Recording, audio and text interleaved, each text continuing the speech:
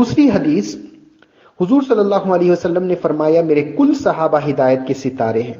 अब शेख मुहक्किक मुहद्दिस अब्दुल हक मुहद्दिस दहलवी रहमतुल्लाह तआला अलैह और इब्ने कसीर बहुत सारे मुहद्दिसीन ने ये बात बताई कि सहाबा की जमात जो थी वो 1,25,000 की जमात थी।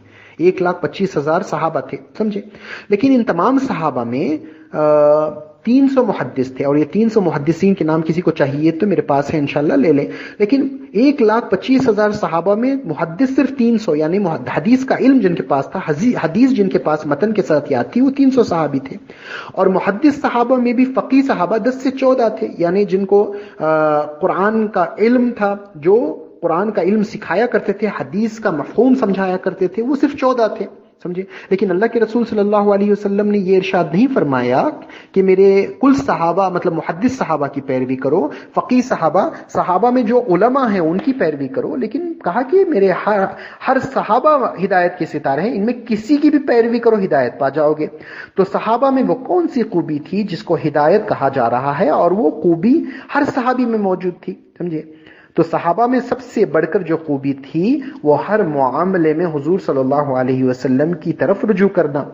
हुजूर सल्लल्लाहु अलैहि वसल्लम की मौजूदगी में कभी खुद से कुरान खोलकर मसले नहीं निकाला करते थे सहाबा, बल्कि हर बात हुजूर सल्लल्लाहु अलैहि वसल्लम से लेते। इस बात से ये अकीदा वाज़ेह हो गया कि जिन लोगों के पास हदीस की अहमियत कम और ना के बराबर है, जो अपने को अहले कुरान कहते हैं, वो साफ साफ सहाबा के तरीके से अलग नजर आते हैं। आज के दौर में हर मुसलमान पर लाजिम है कि कुरान का इल्म हदीस की रोशनी में ले, वो हदीस जो साबित शुदा हो, ना कि जो घड़ी हुई हो। हाँ? दूसरी खूबी सहाबा में ये थी कि सहाबा हुजूर सल्लल्लाहु अलैहि वसल्लम का अदब और मोहब्बत जान से ज्यादा और अजीब ढंग से करते। हदीसों में आया है कि वुजू का एक कतरा नीचे गिरने नहीं देते थे। हुजूर सल्लल्लाहु अलैहि वसल्लम के लुआब दहन को तबर्रुक समझते थे, और आपके मुंह मुबारक को और आपके कपड़ों को और आपकी इस्तेमाल शुदा चीजों को का एहतराम करते और बरकत का बाइस समझते थे।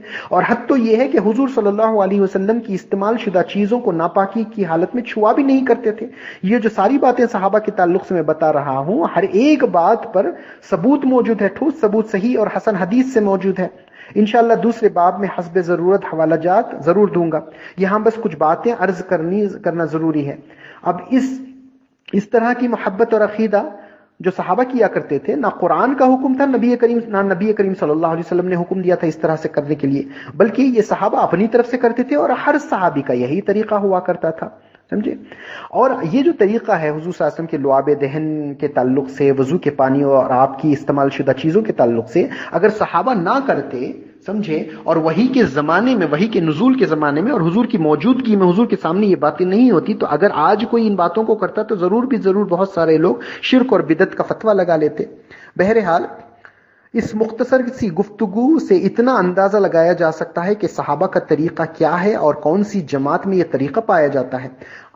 आसानी से सहाबा की उन खूबियों को याद रखने के लिए अर्ज कर दूं कि कुल सहाबा में जो खूबियां आम थी, उनमें से एक तकवा, दूसरा अदब रसूल, तीसरा शदीद मोहब्बत रसूल सल्लल्लाहु अलैहि वसल्लम, और चौथा हर काम में हुजूर सल्लल्लाहु अलैहि वसल्लम की तरफ रुजू करना।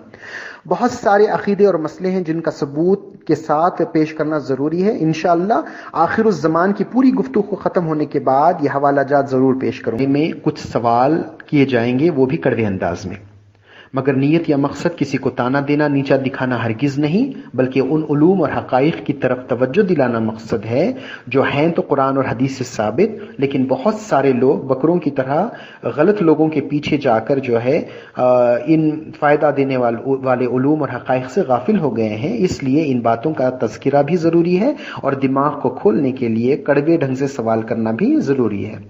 तो इस बाब में जो सवाल हैं वो आम लोगों के लिए भी हैं और उलमा से भी हैं।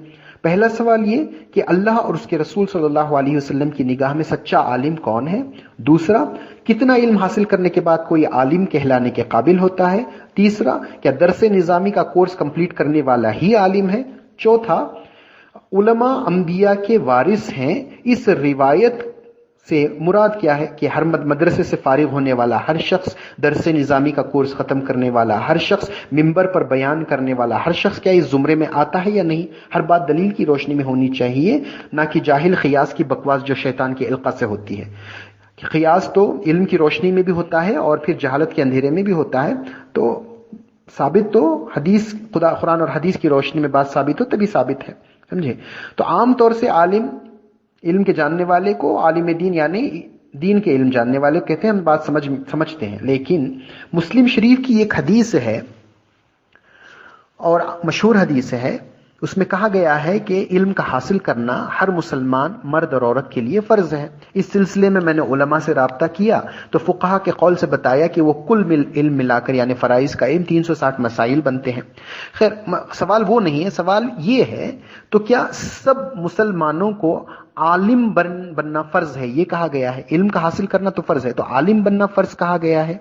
या दूसरा सवाल ये है कि जितना इल्म फर्ज है सिर्फ उतना इल्म हासिल करने से क्या कोई आलिम बन जाता है? हाँ, मेरी तहकीक जो कुरान और हदीस की रोशनी में हुई है उस हिसाब से तो नहीं। हाँ, लेकिन आप अपनी गौर व फिक्र जारी रखिए और अपनी तहकीक भी बाद में इंशाल्लाह मैं जवाब दूंगा। ये सवाल इसलिए है क्योंकि आज दौर हाजिर में उलमा को जब देखता हूं तो जितना इल्म आम मुसलमान के लिए फर्ज है बस उतना इल्म रखते हैं और उससे कम इल्म रखते हैं और अपने आप को उलमा कहते हैं, और अक्सर तो सुनी सुनाई बातों को अपने बयानात में दोहरा देते हैं और जाकर सबूत पूछो तो उनके पास कोई ठोस सनद या सबूत मौजूद नहीं होती।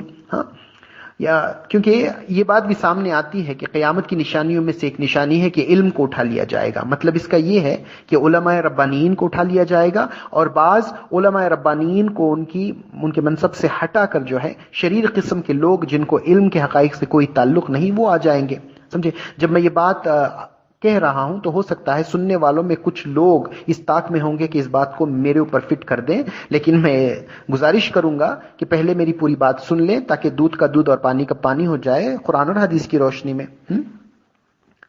अब तीसरा सवाल मेरा यह है कि हदीस में आया है कि उलमा अंबिया के वारिस हैं, तो ये बात सुनकर उलमाए हक तो खुश हो जाएंगे, सुकून पालेंगे, लेकिन उलमाए सू भी जबरदस्ती इस जुमरे में अपने आप को शामिल कर लेते हैं, जबकि उन्हें मालूम नहीं कि हदीस में यह बात आई है कि उलमाए सू जहन्नम के कुंदे होंगे।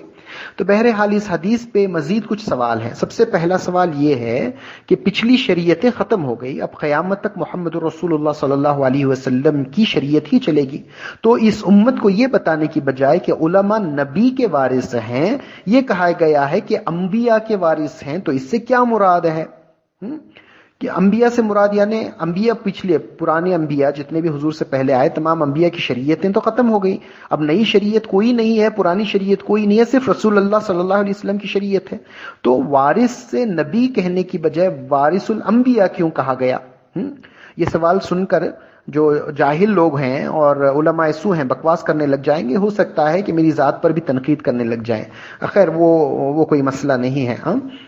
अब ये जो टॉपिक है ये बहुत तवील और ठोस सबूत की रोशनी में बताने वाला टॉपिक है, तभी समझ में आएगा, इसलिए इसका जिक्र इंशाअल्लाह आगे करूंगा। अब मुख्तसर इतना बता दूं कि ये हिस्सा जो है उलमा अंबिया के वारिस हैं, ये मुकाम एहसान का हिस्सा है जो मुस्लिम शरीफ की हदीस से साबित होता है, समझे। ये बाद में गुफ्तगू होगी इंशाअल्लाह। अब मजीद सवाल इस पर यह है कि अंबिया यानी नबियों का वारिस कहा उलमा को, मुरसलीन यानी रसूलों का वारिस नहीं कहा। कुरान और हदीस में जो अल्फाज चुने जाते हैं वो अल्फाज हिकमत और असरार से भरे हुए होते हैं, समझे। फसाहत और बलागत में उम्दा और कामिल होते हैं। इस बात को और समझने के लिए सियासत की एक हदीस पेश कर दूं। नबी करीम सल्लल्लाहु अलैहि वसल्लम ने एक सहाबी को दुआ सिखाई थी जिसमें लफ्ज नबीउल्लाह आता था, समझे। वो दुआ सिखाने के बाद वो सहाबी चले गए, फिर कुछ दिन के बाद वापस आए तो हुजूर ने वो दुआ के बारे में पूछा कि याद है या नहीं। तो सहाबी ने अर्ज किया या रसूलुल्लाह सल्लल्लाहु अलैहि वसल्लम मुझे याद है और पढ़कर भी सुनाया। जब पढ़कर सुनाया तो सारी दुआ तो वैसी ही पढ़ी जैसी नबी करीम सल्लल्लाहु ताला अलैहि वसल्लम ने सिखाई थी, लेकिन नबीउल्लाह की जगह उन्होंने रसूलुल्लाह पढ़ लिया। अब जाहिर सी बात है हम जैसे लोग होंगे तो नबीउल्लाह रसूलुल्लाह तो बस अलकाब हैं हुजूर के, तो जात तो एक ही है, इसमें ज्यादा कोई फर्क यही समझेंगे। लेकिन नबी करीम सल्लल्लाहु अलैहि वसल्लम ने गिरफ्त की और फरमाया कि जब मैंने तुम्हें नबी अल्लाह सिखाया था तो रसूल अल्लाह क्यों कहा? क्योंकि नबी अल्लाह के माने और है, रसूल अल्लाह के माने और हैं, तो लिहाजा इससे ये भी बात साबित होती है कि जो लफ्ज हुजूर ने बताया है उसके माने खास होते हैं और उसी को लेना होता है और उसमें तब्दीली नहीं हो सकती, समझे। तो सवाल मेरा ये था कि अंबिया का वारिस क्यों कहा, मुरसलीन का क्यों नहीं कहा? सब जानते हैं कि औलाद आदम अलैहिस्सलाम में जितने भी रसूल आए हैं सब के सब नबी हैं, समझे, लेकिन हर नबी रसूल नहीं। اور رسول اور نبی کے لغوی معنی، اصطلاحی معنی وہ زیادہ اس میں جاؤں گا نہیں، لیکن البتہ مختصر یہاں پر عام لوگوں کے لیے عرض کر دوں، نبی وہی ہے جو غیب کی خبر سناتا ہے اللہ کے بتائے سے، اور رسول کے معنی بس بھیجے ہوئے کے، یعنی رسول پیغام پہنچانے والا ہوتا ہے۔ اس موضوع پر ڈیٹیل میں گفتگو آگے کروں گا، لیکن یہاں اتنا بتانا ضروری ہے کہ اولاد آدم میں جتنے بھی رسول ہیں وہ نبی ہیں، سمجھے؟ اور پھر مقرب فرشتوں میں بھی رسول ہوتے ہیں، جیسا کہ قرآن مجید نے جبرائیل امین کو رسول کہا، مگر فرشتوں میں کوئی نبی نہیں ہوتا، حالانکہ قرآن میں علم شہادہ بھی ہے، علم غیب بھی ہے، اور حضرت جبرائیل علیہ السلام پورا قرآن لا رہے ہیں، لیکن جبرائیل امین کو غیب کا پیغام لانے کے باوجود بھی نبی نہیں کہا جا سکتا۔ یہاں ایک بات تھوڑا کھلے گی، غور کریں گے تو، کہ خبر پہنچانا اور ہے اور خبر دینا اور ہے، لیکن شیطان کہیں آپ لوگوں کو وسوسہ نہ ڈال دے، اس لیے ایک بات یہاں اہم یہ ضروری عرض کر دوں کہ کوئی بھی علم ہو اور کسی کا بھی علم ہو، جبرائیل امین ہو یا نبی کریم صلی اللہ علیہ وسلم ہو، سارا علم اللہ کی عطا سے، اللہ کے حکم سے، اللہ کے اذن سے ان کو عطا ہوتا ہے، اور اللہ ہی کے حکم سے وہ آگے پہنچاتے ہیں۔ لیکن ان سب باتوں پر غور کرنا ضروری ہے تاکہ دین کے حقائق اور اصل کا پتہ چلے اور قرآن اور حدیث کی روشنی کے مطابق دین سیکھے۔ خیر، بات کو آگے بڑھاتے ہوئے نبی کے معنی مل گئے کہ اللہ کی عطا سے غیب کی خبر دینے والا۔ اب یہ بھی پتہ چلا ہے کہ نبی کا ورثہ غیب ہے، جو علم اللہ نے دیا ہے، جو غیب میں سے تھا، جس کو نبی کریم صلی اللہ علیہ وسلم پہلے نہیں جانتے تھے، یا کوئی بھی نبی ہو، انبیاء نہیں جانتے تھے۔ تو سوال یہ ہے کہ جو وارث ہوگا اس کو بھی ورثے میں وہی غیب کا علم ملنا چاہیے نا، جس کو وہ نہیں جانتا تھا، یا ایسا نہیں ہے؟ اس پر تھوڑا مزید سوال تاکہ دماغ کھلے اور پھر میری بات آسانی سے سمجھ میں آئے۔ اب نماز ہے، روزہ ہے، ان تمام یہ جو فرائض کا علم ہے، کیا یہ علم غیب میں سے ہے؟ اگر یہ علم غیب میں سے ہے تو پھر جتنے مسلمان ہیں جو فرائض کا علم جانتے ہیں، نماز روزوں کا احکامات کا علم جانتے ہیں، تو کیا وہ سب کے سب انبیاء کے وارث میں شامل کیے گئے ہیں، بھلے ہی ان کو ورثے میں 1% علم ملا ہو؟ تو اس میں علماء کا کیا خاصہ ہے کہ علماء کو انبیاء کا وارث کہا جائے؟ یا سب کے سب تھوڑا بھی جس کو علم ہے کیا وہ وارث بن جاتا ہے؟ یہ سوال ہے۔ اور اگر ان فرائض کا علم غیب کا علم نہیں، تو پھر وہ کون سا علم ہے جس کو پا کر یہ کہا جا سکتا ہے کہ انبیاء کے وارث علماء ہیں؟ اس کا جواب اکابرین امت کے اقوال سے ضروری ہے، اور اکابرین یعنی صحابہ، پھر تابعین، تبع تابعین، اور مجتہدین محدثین کے اقوال سے ثابت کرنا ضروری ہے۔ اپنے قیاس سے کچھ بول کر پتلی گلی سے نکل جانے سے کچھ بات ثابت نہیں ہوگی، بلکہ ایسا کرنے والا تو اپنی جہالت کو ہی ثابت کرے گا۔ اس موضوع پر شاہ ولی اللہ محدث دہلوی رحمۃ اللہ تعالی علیہ کا رسالہ بھی ہے، جسے ڈیٹیل میں بات میں بتاؤں گا انشاءاللہ، اور ساری گفتگو قرآن اور حدیث کے حوالے سے ہی ثابت کروں گا انشاءاللہ، تاکہ بنیاد سب سے پہلے صحیح ہو جائے، سمجھے؟ تو یہ جو دوسرا